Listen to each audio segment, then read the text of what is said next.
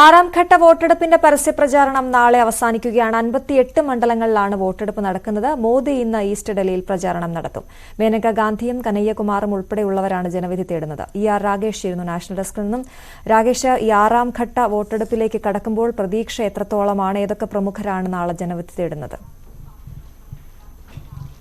അശ്വതി, 5 ഘട്ടങ്ങളിലായി 428 മണ്ഡലങ്ങളിലെ വോട്ടെടുപ്പാണ് ഇപ്പോൾ പൂർത്തിയായിരിക്കുന്നത്. ഇനി 2 ഘട്ടങ്ങൾ, അതിൽ ആറാം ഘട്ടത്തിലെ പരസ്യ പ്രചാരണമാണ് നാളെ അവസാനിക്കുന്നത്. 58 മണ്ഡലങ്ങളിലാണ് വോട്ടെടുപ്പ് നടക്കുന്നത്. ബീഹാറിൽ 8 മണ്ഡലങ്ങൾ, ഹരിയാനയിൽ 10, ഡൽഹിയിൽ 7, ജമ്മു കശ്മീരിൽ 1 മണ്ഡലം, ഒഡീഷയിൽ 6, യു പിയിൽ 14, പശ്ചിമബംഗാളിൽ 8, ഇങ്ങനെ 58 മണ്ഡലങ്ങളിലാണ് വോട്ടെടുപ്പ് നടക്കുന്നത്.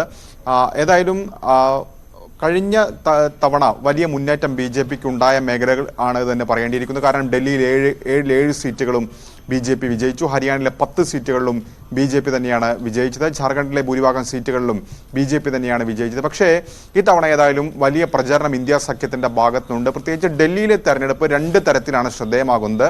ഒന്ന്, അരവിന്ദ് കെജ്രിവാൾ ജയിലിൽ നിന്നിറങ്ങിയ ശേഷമുള്ള തെരഞ്ഞെടുപ്പ്. അതിനു മുമ്പ് തന്നെ കോൺഗ്രസുമായി ആം ആദ്മി പാർട്ടി ഡൽഹിയിൽ സഖ്യമുണ്ടാക്കുകയും ചെയ്തിരുന്നു. അപ്പോൾ ഈ സഖ്യം എങ്ങനെ തെരഞ്ഞെടുപ്പിൽ പ്രതിഫലിക്കുമെന്നത് ഇന്ത്യ സഖ്യത്തിന്, കോൺഗ്രസിനും ആം ആദ്മി പാർട്ടിക്കും ഒരുപോലെ നിർണായകമാണ്.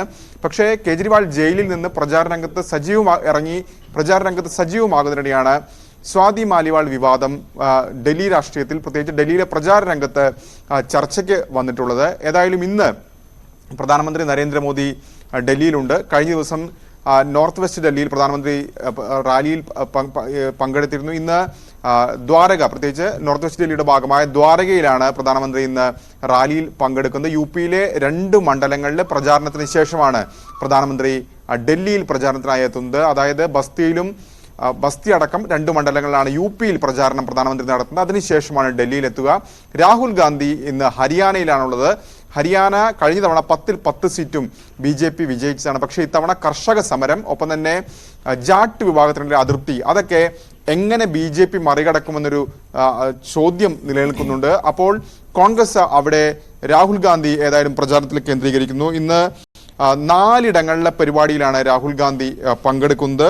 അതായത് സ്വാഭാവികമായും കോൺഗ്രസിന് മുൻകാലങ്ങളിൽ വലിയ സ്വാധീനമുള്ള മേഖലയാണ് ഹരിയാന. അവിടെ ഒരു തിരിച്ചു വരാനുള്ള ശ്രമമാണ് ഏതായാലും കോൺഗ്രസ് നടത്തുകയും ചെയ്യുന്നത്. ഏതായാലും ഇന്ന് 4 റാലികളിൽ, മഹേന്ദ്രഗഡിലും പാഞ്ച്കുളയിലും അടക്കം 4 റാലികളിൽ രാഹുൽ ഗാന്ധി പങ്കെടുക്കുകയും ചെയ്യുന്നുണ്ട്. ഏതായാലും നിർണായകമായ ഘട്ടത്തിലേക്ക്, അവസാന ഘട്ടങ്ങളിലേക്ക് രാജ്യത്ത് വോട്ടെടുപ്പ് കടന്നിരിക്കുകയാണ്. അശ്വതി, രാഗേഷാണ് വിവരങ്ങൾ നൽകിയത്.